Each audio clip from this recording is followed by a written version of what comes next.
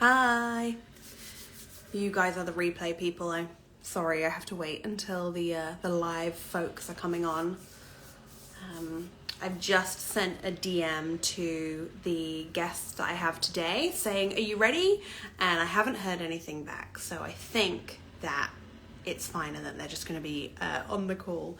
But we shall see. This is another in the non-native teacher series. We're going to be talking to Lina today. She is a trained neuro-language coach. She's currently doing her master's in linguistics at the University of Edinburgh.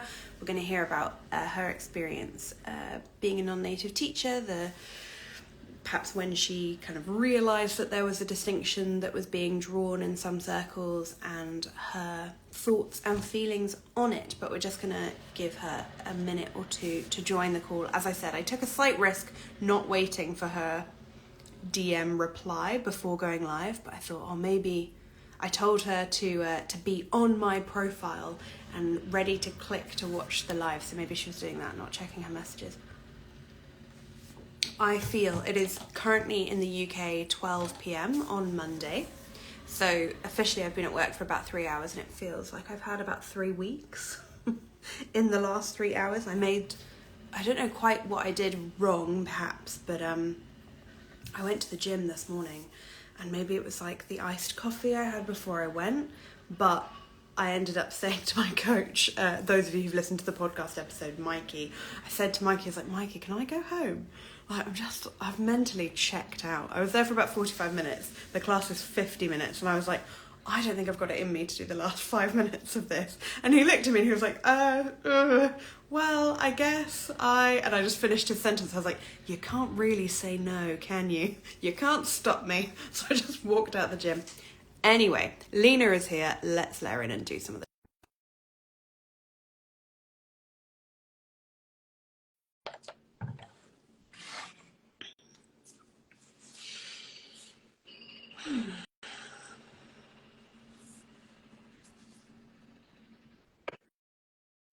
Hi. Hi. Okay. Yeah, let's sort this out. Front camera. Perfect. I just had to, rotate, frontal camera. Absolutely. Okay, yeah, I'm here. Excellent. Yeah. Welcome, Lina. Good. Just some context for the viewers. Lina was like, I literally just use my phone for calling my family. Like, I do not know how to do it, because you're not an Instagram teacher in this sense. No. Where do you spend most of your kind of social media professional time? I spend it on Telegram, which is a social network for mostly Russian-speaking people, because that is my clientele, Russian immigrants around the globe. A bit of LinkedIn as well. Yeah, I feel like we connected. I think we connected years ago on Twitter, and then again recently on LinkedIn. Yeah. And then again recently in real life, which is pretty crazy. Yeah. Like about Twitter, I feel like people from Twitter has mostly moved to LinkedIn. Like it was like popular in like 2015, it was booming, but then everyone just migrated. Yeah. I remember I avoided LinkedIn like the plague, and I still kind of do. But I made the ELT, English Language Teaching Twitter. I made the jump to Instagram, and it took me about a year to be like, why is everyone being so nice? I think the people on Twitter were nice, but the conversations were really critical, and they were like, I saw a thing, it's bad, let's talk about why it's bad. And on Instagram, it's like supporting each other. It took me so long to like change gear to get into Instagram mode. Yeah. I'm like, I don't know, for me, Instagram is just like uncharted waters, because like every time like I don't know what to click. Oh my God, like all of those like stories appearing all of a sudden, I'm like, oh, what have I done? How do I go back? So it's just like, I'm just so not used to Instagram like at all. Well, but you have taught me something new. Yeah, we appreciate you making the effort. So we're going to jump into the native speaker, non-native speaker debate in a second. But before we do, can you just introduce yourself? Yeah, sure. So my name is Lina, and I started as an English teacher, And then, like I think 3 years ago, I migrated into language coaching, and to be precise, neuro language coaching. And yeah, that's what I've been doing since then. And you're Just doing that. you're coming to the end, I think, of a master's. Yeah, I'm in the process of writing my dissertation right now. Yeah, and if everything goes well, I should be able to submit it on time. And yeah, it's a master's program in linguistics. So yeah, this is the science behind all of that. Yes, Yeah. at the University of Edinburgh, which is why we were able to go for a coffee the other week, because we are geographically conveniently located, which is great. Finally. Yeah. So when I start these conversations off, I always want to take a second right at the beginning to just go over the terminology, because I know that some people do have strong opinions. A lot of my guests so far have been like, I don't mind. But I'm interested, before we begin, do you have any views on the actual terminology, native, non-native, native teacher, non-native teacher? Do you find those kind of useful, problematic, necessary? Like, where do you stand on it? Oh, it's been a journey, actually. Like, my attitudes keep changing, and like at the beginning, like it felt kind of like normal, but then when I faced the fact that like being labeled non-native basically shuts so many doors in front of your face, I started being like very kind of triggered by the whole native non-native distinction. And then I looked into alternative terms, but I didn't like any of them, because it's like you can name whatever you want, but the concept, it's still the same, and it doesn't really matter what label you give it, because everyone understands what you're talking about, and everyone has like more or less kind of similar core concept around this, so I just basically prefer like not. I mean, yeah, sometimes I just don't think there is even need to compare teachers based on nativeness, at all. Like, why do we have to like have this feature, this parameter, and I managed to avoid it, because here in the UK, like asking for native teachers is basically you break the law if you do that. Yeah. So you never see it. So like for almost 2 years, I haven't seen any like native non-native thing. I quit all groups on Facebook as well. And it became so much better after that. I stopped being so stressed, because I stopped being constantly reminded, like, that I'm among the non-native teachers. And it was fine until I started taking the second language acquisition course, which brought me all back to like native, non-native, and all those studies on bilingual speakers. There's always the monolingual norm, like the benchmark against which they have to compare the performance of the bilingual group. And there is a lot of debate in the field as well, like, do we even need it? Like, scientifically, kind of, yeah, unfortunately. But like, I prefer to say like L1 English speaker, okay, or L2 English speaker, meaning that like being like, it doesn't matter, like L1, L2, you still speak English. It's just like the order in which you started speaking your languages. So I personally use L1 English speaker and L2 English speaker, L3 English speaker, because some people learn two languages prior to English. So for me, it's like more kind of equal. I like that. I like that. I think the way you just expressed that really clarified something in my mind, because I've never perhaps distinguished between like native English and L1 English, but I like that idea that it's like, it's all English, it's just the order. It's not a hierarchy of, because I think perhaps I was seeing the 1, 2, 3 as a hierarchy rather than just order of acquisition. Like, I just got that English happened to be third timeline, like chronologically, but all English. Yeah, and I mean, yeah, it's never a hierarchy, because like for the order of acquisition, because like it's so dynamic. Like you can learn 3 languages and then this third one becomes your dominant one and you start forgetting your second one and maybe even the first one. It happens. It's called language attrition. So for me, like, yeah, just focusing on the order of acquisition really changes the whole thing. I like that. I think I've spoken with some people before, particularly Mary, who you might know from LinkedIn, who runs the Non-Native Speaker, and she kind of makes the point you just made about like, oh, do we even need to distinguish? Like, it's not really the term that's the problem, it's the parameters. It's like, you're on this team, you're on that team.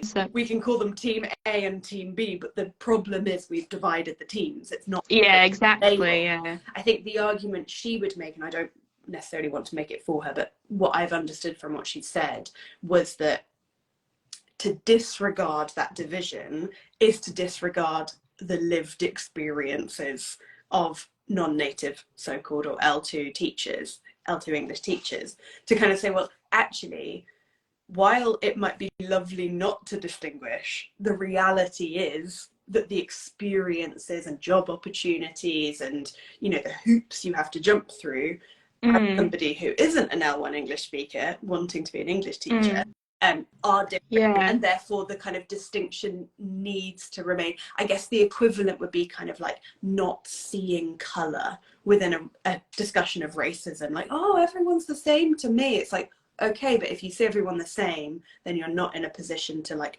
deal with the discriminatory practices. So I wonder if that's a counterpoint to that. Like, to me, it's a sort of a chicken and egg problem, you know, because okay, those experiences happened because there is a division, you know. So yeah, by kind of by stopping looking at the division, we do kind of disregard those experiences, but the very reason they're there is because we started dividing. So it's like this, like, yeah, vicious circle, and like, what was first, you know.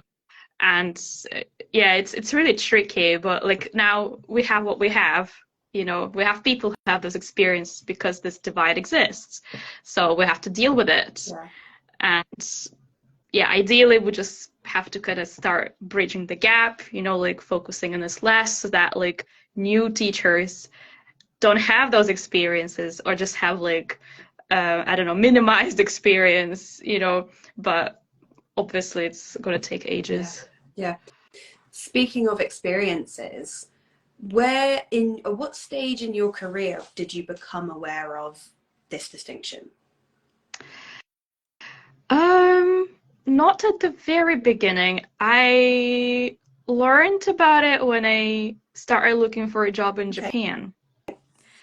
Yeah, because before that, I'm trying to remember. Yeah, I did a TEFL certificate, not CELTA, but just TEFL, but very similar nonetheless.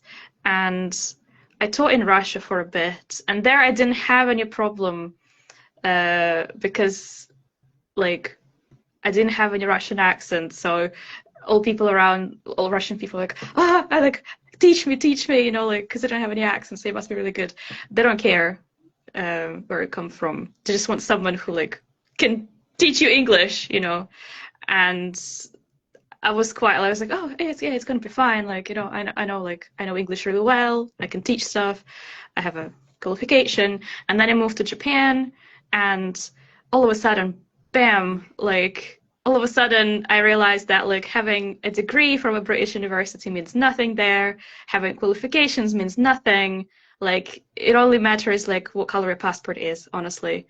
Like, and there were so many job ads explicitly saying, like, you have to be from these like 5 countries: Ireland, Australia, New Zealand, America, UK. Not even South Africa, not even India, where they have English as an official language, you know, like, or I don't know, the Philippines or whatever.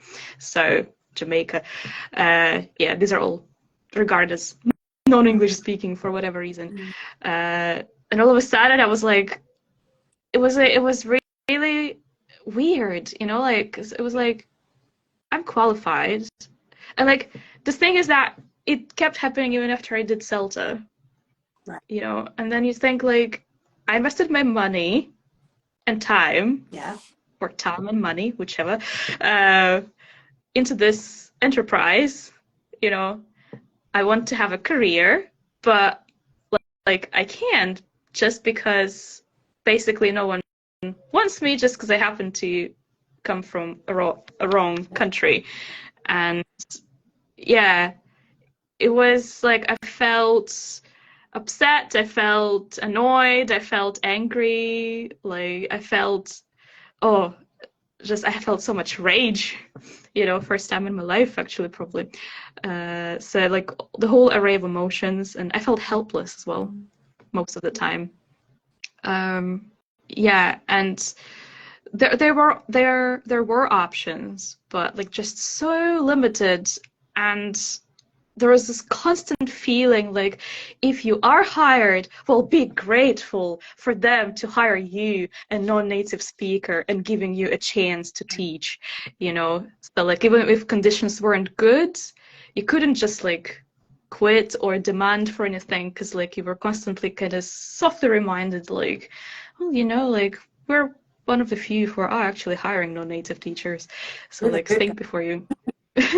Yeah, they never said it, but like you could kind of feel it, you know, because when someone can just go and teach like that just because they speak English from birth and they have a degree, I don't know, in chemistry and have no idea how to teach or anything, and like when you had to work hard to get where you are, but you know, like you still like get checked on everything, you know, and monitored Yeah.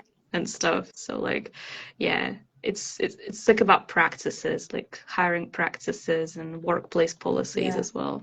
Yeah. The two things that you've mentioned there are coming up time and time again in conversations that I'm having with people. It's that sort of, I don't want to say overqualifying because, you know, CELTA isn't an overqualification. That's a very basic Yeah, it's introductory like qualification. entry level. But I think for us, Yeah. you know, you've got, if not the whole Delta, then you've got some of the modules of the Delta. You're doing a linguistics master's, you know, there is, and you are not unique in this. A lot of teachers do feel, sometimes for phenomenal healthy reasons and sometimes for, oh my god, this industry hates me, I need to overqualify myself, like this pressure to, okay, well, I have the wrong passport, but wait right here, I'm gonna go and I'm gonna get every certificate going so that I defend myself in these conversations. And then that happens, and then you realise that actually it wasn't about the qualifications, it was literally just the passport, and that these people are not going to be really hugely persuaded because you have the Yeah. you have this thing. Was that something, I Yeah. mean, you mentioned that since being in the UK it hasn't really been so much of an issue, but did you notice that like qualifications change things, or did you put yourself into different environments where the situation was slightly different anyway? You mean in Japan or? I guess I'm interested in where you went with that Okay. and what your journey was. Well, in Japan, I realized early on that's really about the passport. So I never felt like pushed to overqualify myself. I started doing Delta just because I wanted to.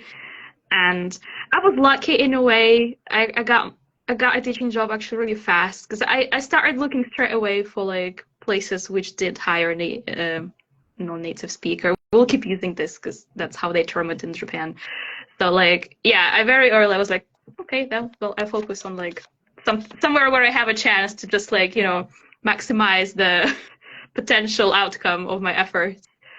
So I worked for Berlitz, and I mean, it was good, but it really depends on the branch, though. If you talk to people, but I was lucky. I got into a nice branch. There were nice people. Most of my colleagues were qualified, native, non-native, doesn't matter. Pretty much all of us had some kind of qualifications and have been teaching for quite a while. I just didn't like probably the approach to teaching. Like, I mean, it's solid, but just like probably not my style, maybe. So, and just several months after I got an offer from a university, so I moved on to teach at a university, and that was fine. I finally felt like I'm seen as a professional. So that was that kind of European or UK American environment, you know, like in Japan, where like it doesn't matter which country you come from. I had people from different countries, like from Asian countries, from Europe, from like anywhere, America, UK as well. Yeah, but it was very international. So it was fine. Yeah, it felt really fine there. And after that, I only worked in those kind of environments where people only look at your qualifications. And in the UK, it was the same. Actually, UK was the first time, you know, like when you do CELTA, you can get past A, past B, past C, I think. Like, yeah, so I got past A, but like, well done. It never mattered, you know, like, yeah, I was like, okay, I felt good because I realized early on in Japan, like, no one cared if you would, like, you know, what you got. But like, I moved to the UK, I was like, maybe like, yeah, maybe I want to get a job. It was soon after moving. I was a bit tired, but I was like, let's give it a go. You know, I just sent documents to the nearest school, same street where I lived, because I was just like, let's start close to home. And then like the same day I get like the interview invitation and they tell me like, sail to pass A, like we have to see you. You know, who's that person? And that was the first time I realized like, oh my God, it actually matters. Okay. You know? In some environment. In some environments, yeah. And like all my qualifications like suddenly made people like want to hire me, you know, like they didn't care where I was from, you know, like they didn't care about like the way I speak. They were like, oh, we want a person with these qualifications. Yeah. This is amazing. It was like, it felt nice. I can imagine. It sounds like you've had an interesting journey regarding this particular topic, because it sounds like Japan was kind of a slap in the face in terms of, oh yeah, shit, like, what a surprise. But you also managed to navigate that, I think, it sounds like really successfully, and kind of went, okay, well, if this is the criteria in this environment, you know, most private language schools, that kind of vibe, well, then I'm going to go over here where I am appreciated. And obviously you were lucky that worked out for you. But yeah, it sounds like that's a really good piece of advice, sort of like find the environment where it isn't so. Yeah, because I don't know, it's probably just the kind of person I am. I hate knocking on closed doors. You know, like some people say, oh, perseverance, keep knocking and like it's gonna open, or a window, you know, like, or a back door.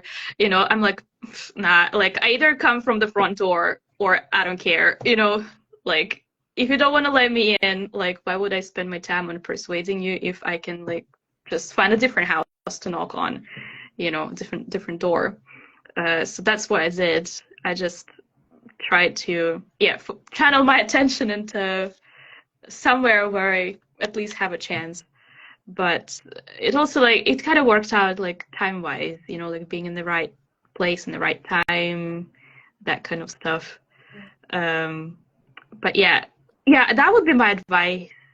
Yeah, if these are the rules, like you can feel whatever you want about them. You can be angry, like totally. You should be, I would say, angry. But like channel that anger into, you know, succeeding in an environment which is definitely less toxic, you know? Yeah. Because you will need that energy. It seems that the sort of common thread, this is episode 6 in this series, I've got another 4 or 5 booked. That seems to be the common thread, that the timeline is a bit different, like how long people spend in that shitty period varies, but it does seem to be that the people that I'm speaking to are like, I endured that for 3 months, 6 years, 12 years, whatever, like long periods of time in some cases. And now I'm in a place where I have like either found or created a situation that where those distinctions just don't matter, where other things are valued, where my expertise, my experience, my qualifications, my skills, my talents, my ability to, I don't know, connect empathetically with my students, you know, all of those things are suddenly elevated. And it's great to hear that and obviously I'm speaking to the people who feel able now to have this conversation, which already filters out a load of people who either don't realize the environment that they're in because it's the water that they're swimming in and just feel like it's normal, or people who just like haven't quite reached a level of confidence where they're like, yeah, I'm going to go live on the internet and talk to a woman I've never talked to about it. You know, obviously I'm not talking to everybody about this, but it is really encouraging that for all there is this discrimination and it's real, there are these pockets, sometimes big, sometimes small, that people are able to create for themselves, and spaces where actually much more important values are priority. Yeah. Also, reading about it was very good because, like, yeah, whenever I'm faced with a problem, like the first thing I do is I Google and read like what's out there, just to see like, is it really a problem or is it just me, you know? And that's where I found Marek, Yeah. you know, Marek Kiszkowiak. Yeah, I'm not sure I pronounced it right, but hopefully I did. And yeah, he's the TEFL Academy, and that's where I read a lot and realized like, oh yeah, it's not just me feeling something's wrong. There is actually objectively something wrong. You know, that's the reality. And I also read a couple of books. I don't remember I'm so bad at family names, but it's the same author, and the books are called something like non-English native teacher, or something like this. It's basically like a collection of interviews with non-native teachers talking about their experiences, and some things I read, I was like, oh my God, that's like, I'm happy I've never been through that, you know, like realizing that like you're not even in the worst place.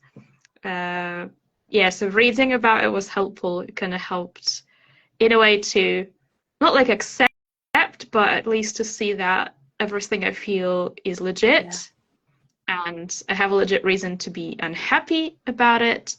And talking to other non-native teachers helped as well, just like, you know, comparing your experiences, writing about it, yeah, talking about it.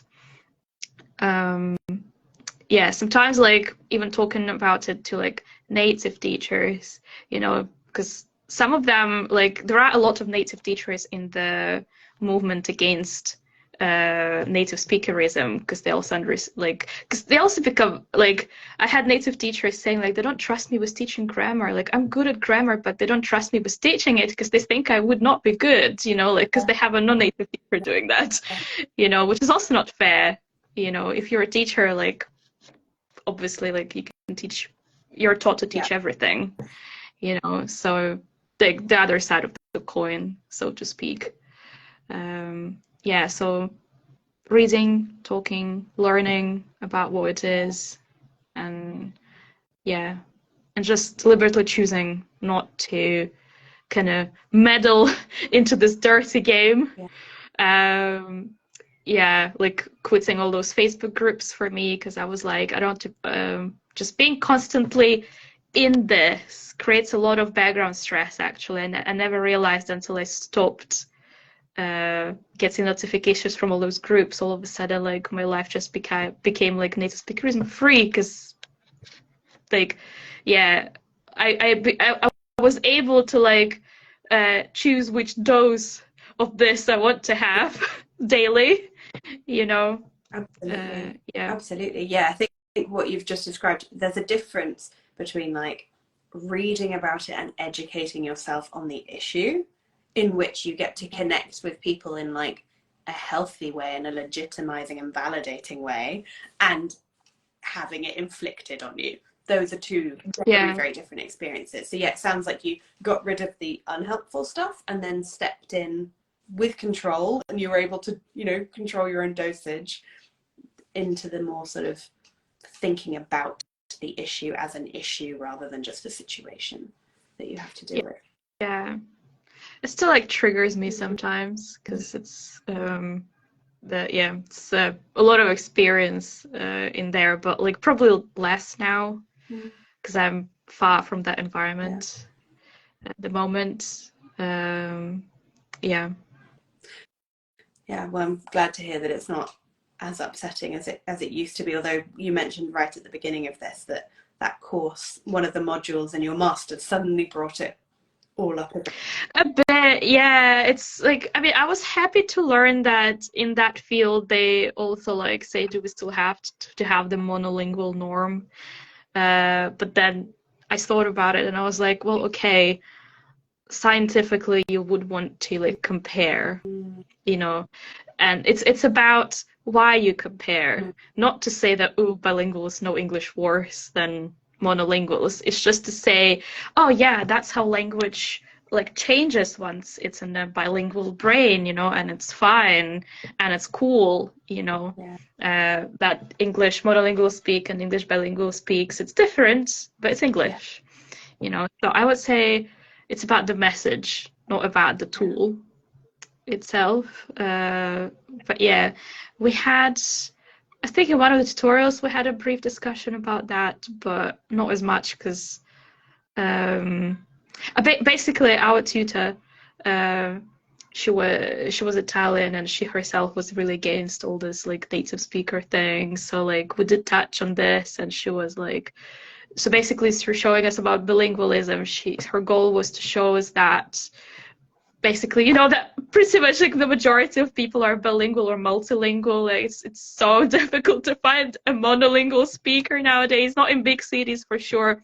Like they usually recruit them in rural areas because like that's like, but then like there is a question of education background. Can you really compare them like social like what do you call them? The social geographical factors might be different. But yeah, so just learning more about bilingualism taught me so much.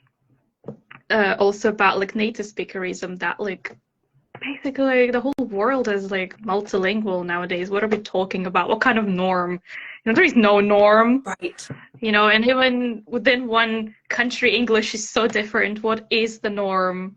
You know, like Northern English, Mancunian, multicultural London English, you know, this is so, they're also different, especially in London, like the current ethnolecture they're speaking, it's like basically formed for several languages, you know, like immigrant languages, so, but it's still English. Uh, so it's more about just like finding your English, I would say.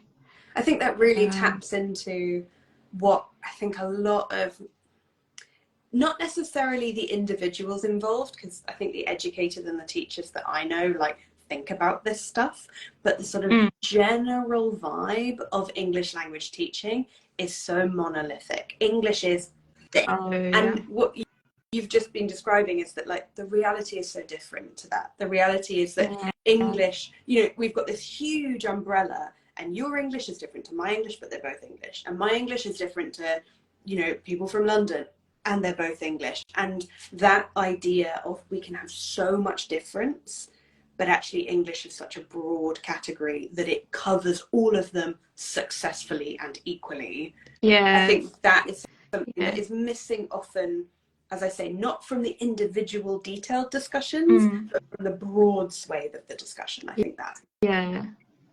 You know, I've met teachers in Japan. Like, I had a colleague from Scotland who actually had to change his accent because he was told by the bosses that, like, oh, your accent is a bit too strong for students. They're not going to understand.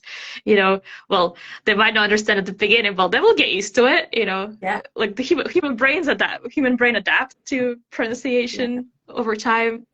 But he did change his accent. My brother-in-law is Scottish and lives in South Korea teaching English, and he has, partly because of the job has made him, and partly because he's like surrounded by like American expats rather than European expats. He after 8 years now has a really annoying American twang to his pronunciation. Some words in Scottish, some words in American. It's this like mix. But well, I told him. I don't envy. I don't envy him when he goes back to the UK, because America is not perceived that aptly here. But I know what you mean. I felt the same in Japan. Like, I came to Japan having more of a British accent and using British lexis like lift. And after so many years in Japan, when I hear the word lift, I don't even associate it with elevator. I'm like, lift, what's lift? Oh, elevator. Yeah, that makes sense now. You know, it's just that connection in my brain gone. and yeah, affected my pronunciation as well because and even like the materials are American, you know. You have to teach American grammar, you have to teach American words, you know. So Yeah. like you get into this. I had like a funny thing when I taught at school in England. Most of my students were from countries where they learn British English, so no problem, we were on the same page. And then I had a student from Colombia, and apparently there, they learn American English, and like he was constantly so puzzled, poor thing. Like whenever he would hear like yeah, lift and elevator, he would be like, did I learn the wrong English? I was like, no, you didn't. You just learned different kind of English. Like he was genuinely worried that he was taught something wrong at school. You know, he kept asking me like, did I learn? Like, is it wrong? Should I stop using it? And I was like, no, You're fine. keep using it. Everyone You're fine. you. Yeah, yeah. Well, he got used to the fact that like many words are different here, but yeah. Yeah. I think So if we end on, I think that message of like just English being such a broad category, I think that's a really nice point to end the conversation on, and something that is really important to remember and does get forgotten in the kind of broader way of English language learning and teaching, I think. Yeah, and I mean, linking it back to native speakerism, it's all about like the standard which does not exist basically in reality. So it makes the whole concept invalid, you know, because what do you mean by standard? 100%. Yeah, I disagree with the premise. Not even before we even get any further, I disagree with this artificial distinction that's been created. Yeah. Thank you so much, Lina, for joining us, and thank you for coming onto Instagram, which is not your preferred social media platform. We really appreciate you joining us here. Well, thank you for inviting me in the first place. Thank you. Yeah. All right. Thank you so much. And thank you to everybody who has been listening. I have another guest later this week, but I've forgotten the day. Maybe Thursday. We'll find out. But I hope you can join us for that episode 7. And if there are any of the episodes that you haven't caught so far, you can catch them by just scrolling through on my Instagram page, but I'm also uploading all of these conversations to YouTube as well. So I'll see you over there as well. Lina, my thanks again. Everyone, thank you. Yeah. What do I click to? I'll do it. To leave worry, it. Lina, Okay, good. I'm like, yeah, have a nice day.